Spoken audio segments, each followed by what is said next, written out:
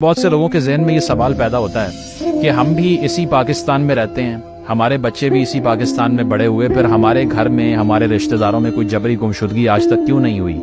کیا وجہ ہے کہ چند لوگوں کو اٹھا کر لوگ لے جاتے ہیں اور اس کے بعد میں ان کی لاش تک نہیں ملتی؟ بہت عرصے تک لوگ اس کشمکش کا شکار رہتے ہیں کہ اتنا معلوم ہو جائے کہ وہ زندہ بھی ہیں یا نہیں ہیں۔ اس کا جواب جب تلاش کرنے کی بات کی جاتی ہے تو موسٹلی جواب یہ ملتا ہے کہ چونکہ ایک آرمڈ ریزسٹنس ہو رہی ہے، ایک ہتھیاروں سے لیس تحریک ہے اور مزاحمت کی جا رہی ہے، اسی لیے جب اس کو کرش کیا جاتا ہے تو لوگوں کو اٹھانا بھی پڑتا ہے، ایلیمینیٹ بھی کرنا پڑتا ہے۔ لیکن جواب یہ نہیں دیتے کہ اس ساری تحریک کے پیچھے وجوہات کیا تھیں، کیونکہ اس کو سمجھے بغیر اگر آپ اینالائز کریں گے کہ انسرجنسی ہو رہی ہے تو کاؤنٹر انسرجنسی کے اندر یہ لوگ مر جاتے ہیں، تو وہ پھر تصویر کا صرف ایک رخ ہے، سکے کا ایک رخ ہے۔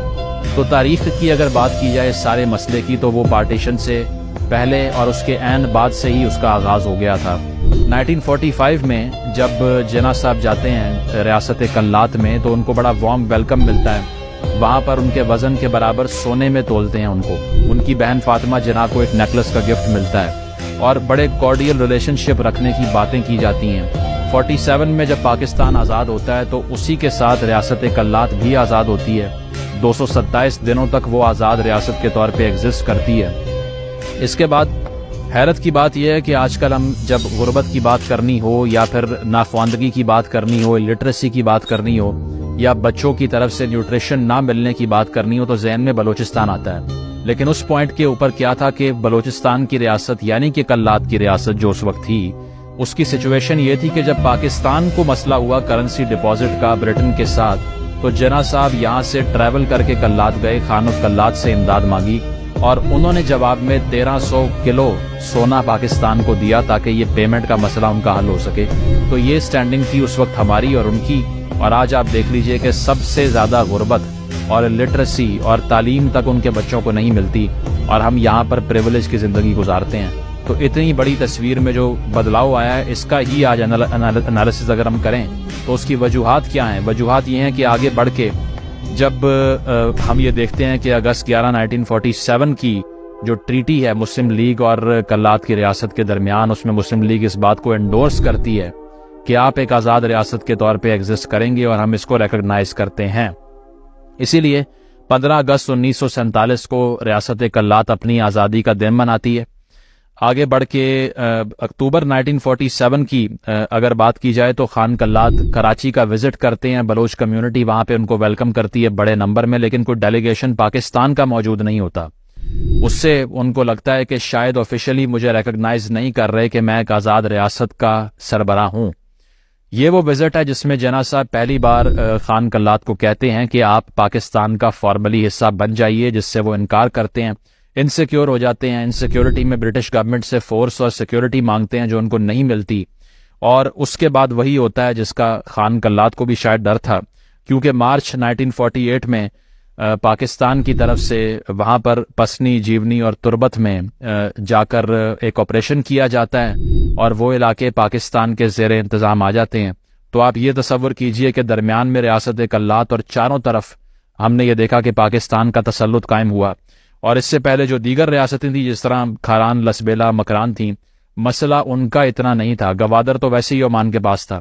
مسئلہ دراصل صرف کلات سٹیٹ اور پاکستان کی اس وقت کی سٹیٹ کے درمیان تھا جو کہ ایگریویٹ کر گیا۔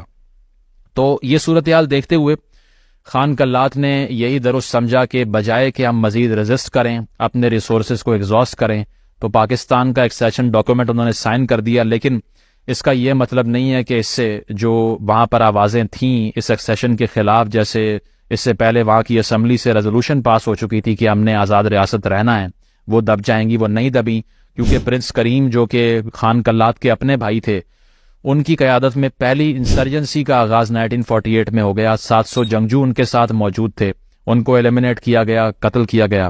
آگے اگر ہم بڑھیں تو دوسری ویو 1959 کے بعد شروع ہوتی ہے، جب خان کلات کو اریسٹ کیا گیا کنسپیرسی کے الزام کے اوپر، تو نواب نوروز خان اور ان کے ساتھیوں نے ریبیلین کریٹ کر دیا، وہ پہاڑوں پر چلے گئے۔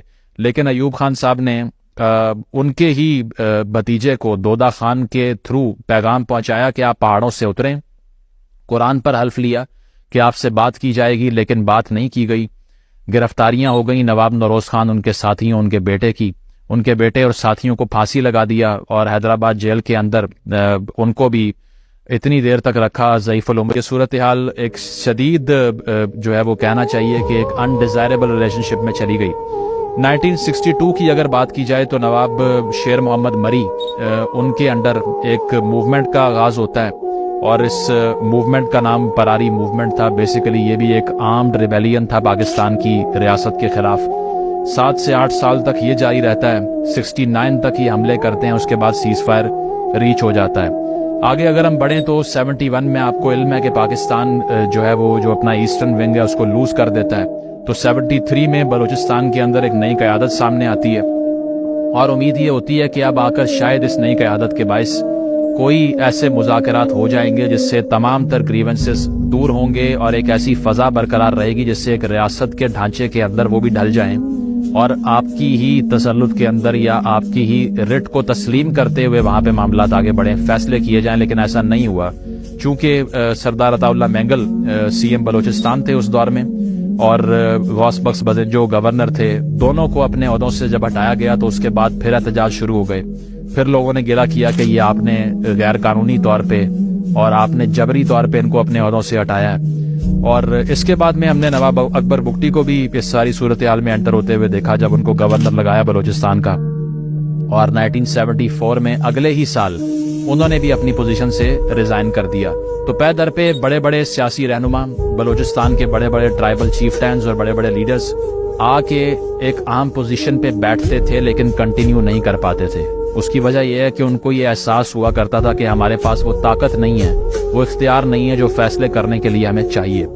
तो इसी तरह भुट्टो साहब ने फिर ऑपरेशन का आगाज़ कर दिया जब मामलात हाथ से निकलना शुरू हो गए और एक रिबेलियन जिसमें 55,000 जो है वो इंडिविजुअल्स वहाँ पर हिस्सा ले रहे थे मिलिट्री ऑपरेशन में, उन्होंने वहाँ पर ये मिलिट्री ऑपरेशन किया जिसपे आज तक भुट्टो साहब को तनकीद का निशाना बनाया जाता है। हज़ारों कैजुअल्टीज़ भी इस दौरान हुई और यही बेसिकली वो पीरियड है जिस दौरान जबरी गुमशुदगियों का आगाज़ भी वहाँ पर शुरू हुआ क्योंकि डाउट की बुनियाद पे, शक की बुनियाद पे लोगों को गायब करना जो है वो उसकी पहली मिसालें उस पॉइंट पे हमें मिलती हैं। इसमें कुछ आम नाम भी हैं। अगर हम 1973 की बात करें तो इसमें पहले तो खैर शेर मोहम्मद मरी की मिसाल 60s में मिलती है हमें कि उनको उठाया गया, टॉर्चर किया गया क्योंकि वो रिबेलियन क्रिएट कर दिया था। इसलिए 70s की अगर हम बात करें तो तकरीबन कराची से जो है वो सरदार असदुल्लाह मैंगल को उठाया गया।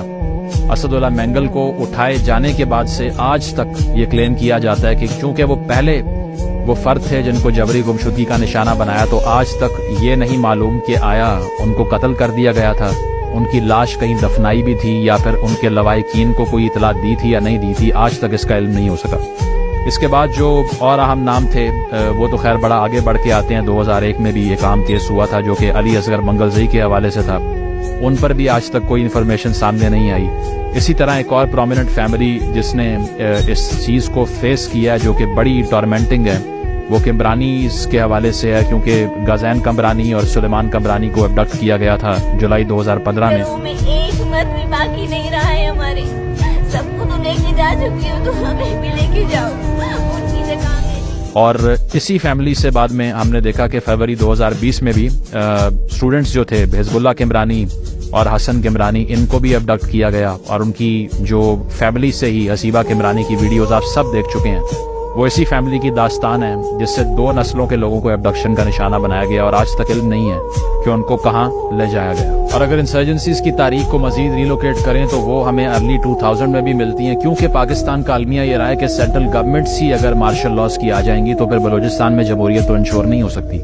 मुशर्रफ साहब के आने के बाद वहाँ पर मामलात दोबारा से ख़राब होना शुरू हुए after the 80s and the 90s और इसमें हमें 2005 के बाद से शिद्दत दिखाई देती है हमलों में चूंकि 122 धमाके पाइपलाइंस के ऊपर किए गए।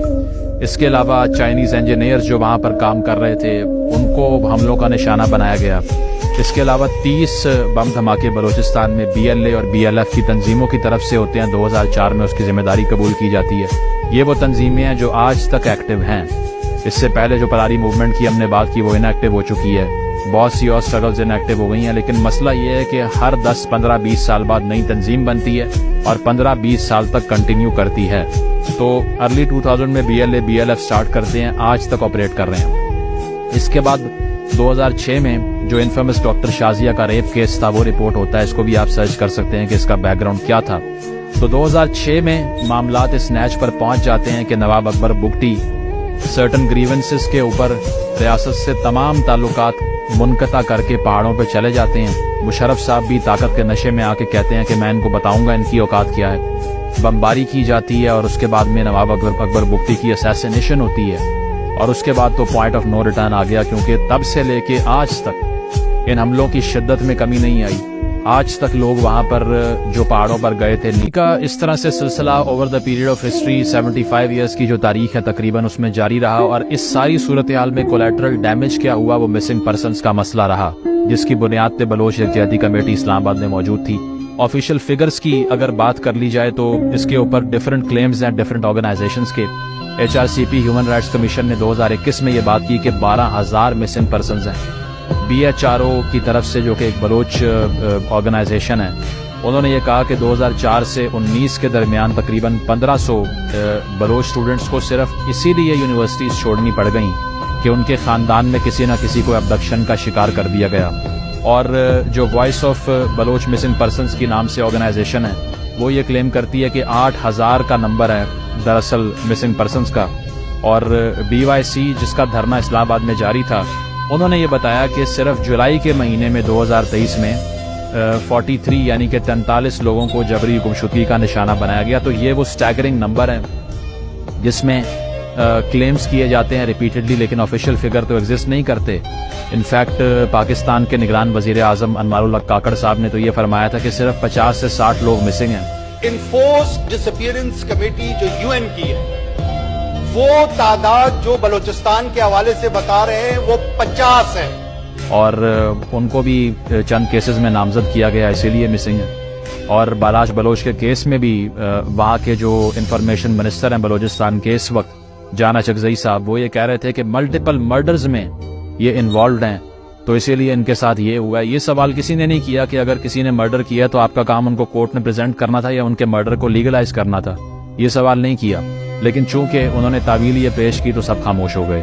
اس کے علاوہ آپ اگر ذہنی صورتحال دیکھیں بلوچ اسٹوڈنٹس کی تو وہ اس نیچ پر پہنچ چکی ہے کہ بلوچ ایجوکیشن فاؤنڈیشن کی 2019 کی ایک رپورٹ یہ کہتی ہے کہ 75% جو اسٹوڈنٹس ہیں جو کہ مختلف یونیورسٹیز میں پڑھ رہے ہیں، بلوچستان سے تعلق ہے ان کا، وہ ہر وقت اس سٹریس میں رہتے ہیں کہ یا ان کو اٹھا لیا جائے گا یا بیک ہوم کانفلکٹ کی وجہ سے کسی نہ کسی رشتہ دار کی موت واقع ہو جائے گی یا مسنگ کر دیا جائے گا. تو اس ذہنی تناؤ کا شکار رہ کے آپ اپنی آپ کو اس جگہ پر رکھ کے دیکھیے اور سوچئے کہ کیا زندگی نارمل حالت میں گزارنا آسان ہے؟ کیا آپ یہ سوچ سکتے ہیں کہ اس طرح کے سٹریس اور اس طرح کی ڈسٹریس کے انڈر رہ کے آپ تعلیم حاصل کر سکتے ہیں، بڑی بڑی ڈگریاں اور نوکریاں لے سکتے ہیں، اپنے فیوچر کا سوچ سکتے ہیں، کمیونٹی کو بھول سکتے ہیں؟ نہیں ہو سکتا. تو یہ اس ساری چیز کو اگر کانٹیکسٹ سے نکال کے دیکھنے کی آپ کوشش کریں گے نا تو سمجھ نہیں آئے گا. پھر آپ کو صرف یہی سمجھ آئے گا کہ ایک طرف سے طاقت کا استعمال بالکل ٹھیک ہو رہا ہے، اس کی وجہ یہ ہے کہ سوشل کانٹریکٹ وائلیٹ ہو رہا ہے، لیکن اس کی ریزن کیا ہے اس پہ غور کرنا پڑتا ہے. وسائل کی جہاں تک بات ہے تو اس پہ بھی ملٹیپل کلیمز ہیں. ریکوڈیک کا جو منصوبہ ہے جس میں سونے کی ہم وہاں پر دیکھتے ہیں کہ ایک باقاعدہ ایک بہت بڑا ریزرو موجود ہے، اس کے اوپر ملٹیپل ٹھیکے بھی ملتے رہے، اور اس کے اوپر بھی یہ کلیمز کیے جاتے ہیں کہ دراصل جو آغاز حقوق بلوچستان کا پیکج تھا اس کے تحت جو چیزیں اگری کی گئی تھیں اس پہ عمل نہیں کیا گیا، آج تک نہیں کیا گیا. ساتھ ساتھ یہ بھی کہا گیا تھا کہ بلوچستان کی جو حکومت ہے وہ اس کی اونرشپ لے لے گی آگے چل کے، آج تک اس طرح سے نہیں مل سکی. سی پیک کی اگر ہم بات کریں تو ہمیں احسن اقبال صاحب نے 2013 سے 18 کے درمیان یہ بتایا کہ یہ تو سونے کی چڑیا ہے، اس سے بلوچستان میں اتنی ڈیولپمنٹ ہوگی، اس سے ہر آدمی کو روزگار ملے گا، نوکری ملے گی، وائٹ کالر جاب کریٹ ہوگی. کچھ نہیں ہو سکا. ایک سڑک پہ کام کرنے والا مزدور بھی چین سے وہ اپنے ساتھ لے کر آئے اور اس کو نوکری مل گئی، باقی سب دیکھتے رہ گئے. گوادر میں آج بھی پھر صاف پانی نہ ملنے کی وجہ سے اور جو مچھیرے ہیں ان کو مچھلی پکڑنے نہیں دی جاتی، اس کی بنیاد پہ اب تک تحریکیں چل رہی ہیں.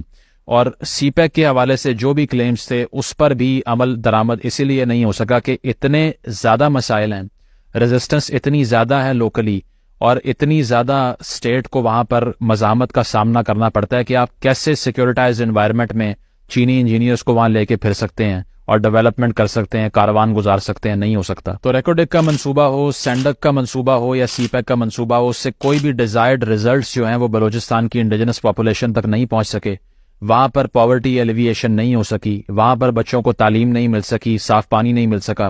اس کا سلوشن کیا ہے؟